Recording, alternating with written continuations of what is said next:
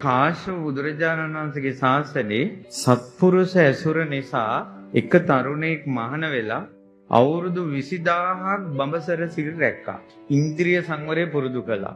බලවත්ව සිහිය නොවන දියුණු කළා. මේ ජීවිතේම නිවන් දකින්න ජීවිතේම කැප කළා. නමුත් ඒ තෙරුන් වහන්සේ අපවත් උනේ රහත් වෙලා නෙවෙයි. මගපල් ලැබලා නෙවෙයි. ඒ පින්බලෙන් දෙවියන් අතරට ගිහිල්ලා මනුස්ස ලෝකෙට ආවා.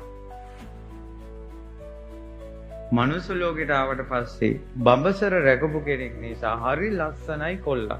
හරි කඩවසම් සොඳුරු කතා බහ අන් අය වශී වෙන ජීවිතයක්. හැබැයි මෙයාට ඇසුරු කරන්න ලැබුණේ පාප මිත්‍රයෝ. කොල්ලෝ කියනවා බලාපන් උඹ දිහා බලන විදිහට මං දිහා බලන්නේ නැහනේ කවුරුවත්. උඹලට ලැබෙන chance එක අතහැර ගන්න එපා කියලා අර තරුණ කොල්ලගේ හිත රාගෙන් ඇවිස්සුවා. අර තරුණ ඉලන්දාරි කොල්ලා විවාහ වේකුත් වෙලා තියෙද්දි වැරදි කාම සේවනයේ යෙදුණා. ධන බලය, රූප බලය, අනිත් අයගෙන් එන ආකර්ෂණය ඒකත් එක්ක කාශ්‍යප බුද්ධ ශාසනයේ අවුරුදු 20000ක් බඹසර රැකපු කෙනා පාප මිත්‍ර ආශ්‍රයෙන් සල්ලාල ජීවිතයක් වුණා. ඒ පැවිදි ජීවිතේ ඒ උග්‍ර ප්‍රතිපදාව ඉදිරියේ අපේ මහානකම චූට්ටයි අපේ ප්‍රතිපදාව. ඒ ඇත්තෝ ගත පච්චාගත වඩලා අවුරුදු 20000ක් මහාන වෙලා හිටපු අය.